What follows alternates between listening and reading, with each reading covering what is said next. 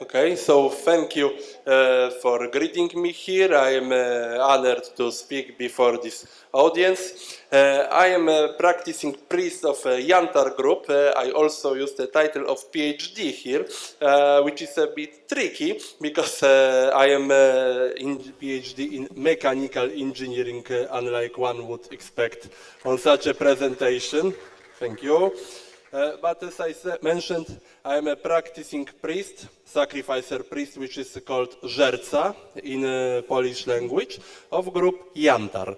Yantar means an amber stone in Polish language, and my group is a group of rodnovers, so followers of ethnic Slavic religion, operating in northern Poland in Pomerania region. We conduct around 14 annual festivals at this moment. And I will today talk about ancestral cult in our faith, which we practice in Yantar. Hereby I apologize and beg your pardon for not having a presentation for you, so I will speak from my memory. So our group has a bit intellectual approach towards our doings. So the system of thought we are developing within ours is called a way to the gods, because the worship of the gods is what we perceive as the core of our tradition. So it is founded on, let's say, 5 bases, which are animism or panpneumia, you can say. So assumption on omnipresence of soul, on the worship of nature, but not perceiving it as the only aspect of Slavic faith, because we perceive the nature as a primordial and most accessible hierophany, available for everyone, which is directly modeled by a third basis of our approach, the myths, which are perceived as a model for reality. And then comes what is heritage of our ancestors, our culture and tradition, which show us our heritage's traditional ways. How shall we approach our gods and goddesses? And the last one is what you could call ethics, so about the good. And the good is perceived as anything what brings one closer to the gods. And in this frame, the ancestral cult functions in my group. One can easily think that ancestral cult is a common feature of most of traditional religions and cultures. It is not different in our case, because ancestral cult is widely and well evidenced for Slavic people. And now I would like to present you a prayer which is directed towards the ancestors, and it is a slight reference to a question that was asked yesterday to a friend of mine, Mikołaj. If there are new culture texts created, because this prayer directed towards ancestors is composed nowadays. However, it is based on traditional elements. So I will begin with its Polish sounding, and then I will bring you an English translation, and we'll discuss briefly why each of these parts were included. So, in Polish. Święci przodkowie, święci dziadowie, ja jestem wasz potomek, ja jestem krew z krwi, kość z kości waszej. Ja jestem wasze nasienie na waszej glebie wyrosłe, choć z kości i krew z krwi waszej. Wy zaś jak ptaszkowie, co za rzeczką siedzą drzewem, jak zielone dęby, kaliny czerwone. Dobremście darzyli, złotą rzęsą mnie pruszyli, gdzie jesteście, niech was grzeje skra czerwona. Dobremście darzyli, złote słówka mnie mówili, gdzie jesteście, niech was poi woda rzeźka. Dobremście darzyli, serce mnie włożyli, gdzie jesteście, niech was żywi miód złocisty. And now I will come with English translation of this prayer. So, holy ancestors, holy forefathers, I am son of yours, I am blood of blood, bone from bone of yours. It is a clear self-identity of one's as descendant of ancestors which are being called by the prayer.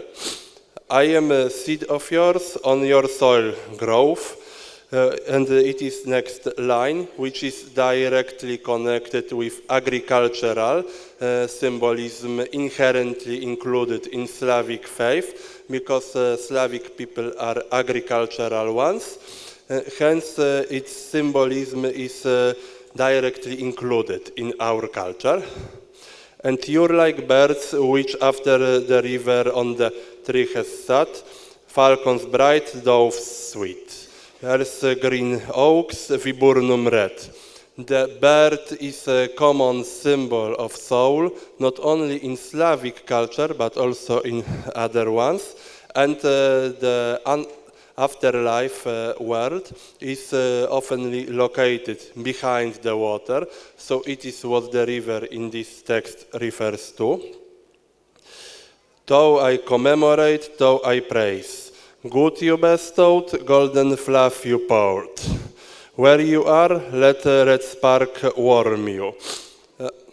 One of most important traits of ancestral cult in our tradition is preserving memory of our ancestors, because they gave us their good. The golden fluff refers here to all they gave us to maintain us, our lives, and their effort to raise us. And for this we should be grateful for them. Good you bestowed, golden words you spoke. Where you are, let fresh water sate you. Ancestors not only raised us, but within this raising, they also gave us what is most important, our traditional heritage, our culture, and for big initial, at least, period of Polish lands, of Slavic lands, also the religion of our ethnic gods and goddesses. And the last part, good you bestowed, heart you gave me, where you are, let golden honey feast you. So our ancestors gave us life, they gave us our identity, the heart, and for this we offer them honey, which is perceived as one of most important offerings in our tradition, in our cult. And this prayer is often offered to the ancestors during private prayers of the worshipper as a commemorative way to get a contact with our predecessors. However, our ancestors are also invited for all festivals that we do conduct in annual cycle, because if we are feasting and celebrating, they should participate in this also. However, unfortunately, Polish state suffered tragedy of Christianization in 966, the official Christianization, and then it spread out over 10 centuries. So most of our direct ancestors didn't even live with such a thought that after they are dead, they will be invited for such a celebration. They were Christians, atheists, or other people also. Hence, during our annual festivals, we invite only those ancestors who are wishing to participate. We offer them all the invitation for the celebration. However, we wish only those who are willing to come, to be summoned, and those who are not willing to join are asked to remain in peace where they are. Where they are also refers to the concluding part of a prayer I presented, because if ancestors are not willing to come directly to the living world, they should rather remain in their place where they are, unless the occasion comes mainly during the annual cycle, in which they should and are willing to participate in our lives more directly.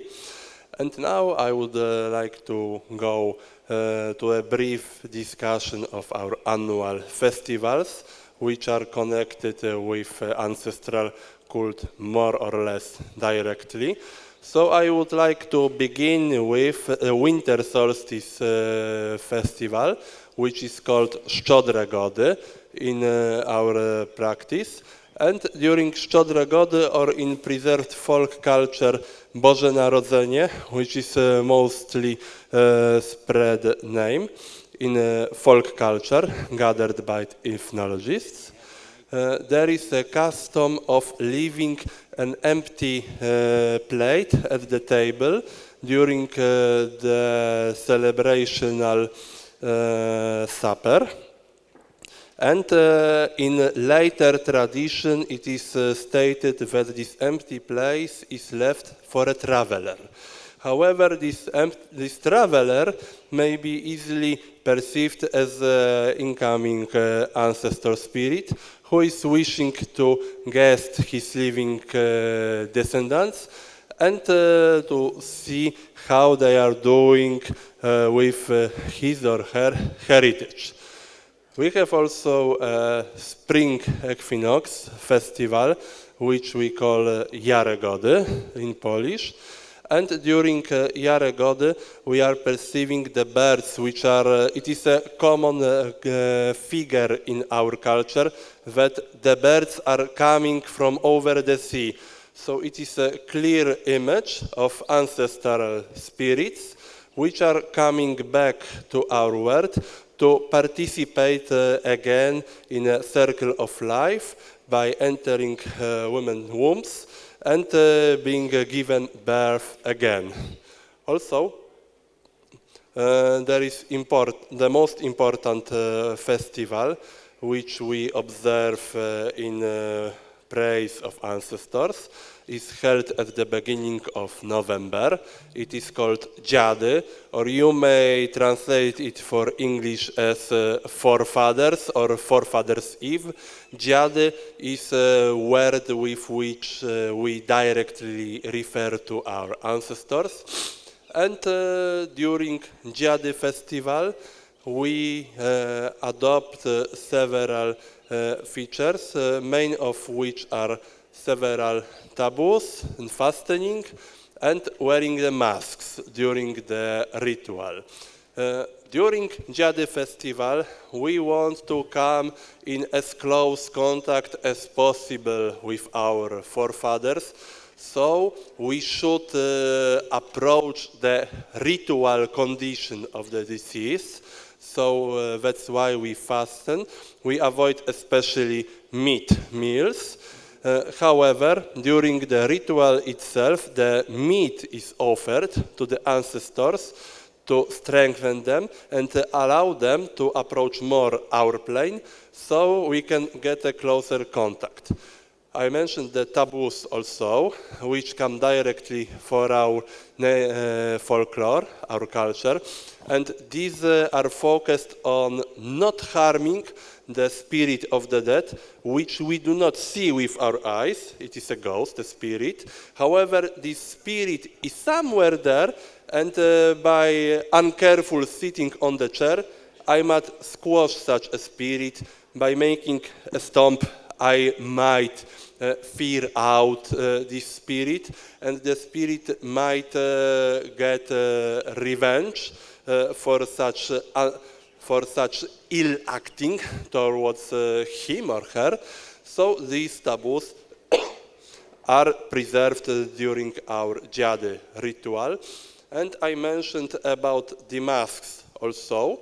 The role of masks in ancestral cult is evidenced in medieval Czech chroniques. However, there is stated only that the people wore masks on their faces, and during dance they invoked shadows of the deceased. However, in later sources we have wide evidence that Slavic people adopted a set of apotropaions, the anti-evil amulets, during approaching their deceased. For example, a Bosnian woman wore thorns on their heads. Could you sum up, because there is one more speaker? Apologize. Okay, no. The masks are maybe perceived by protective and transforming features. And if I am to sum up briefly, I would only like to add that two main deities which are connected directly with the deceased in our practice are Veles, the host of the underworld, who takes care after spirits of the deceased, and goddess Dziewanna, who is goddess of hunting, and she is Psychopompos, a guide of the wandering spirits. And the last detail comes not directly from the sources, but from our living spiritual experience, manifesting through dreams, visions, and auspices. And I apologize once again for not having a presentation in PPT, but I would like to thank you for your attention.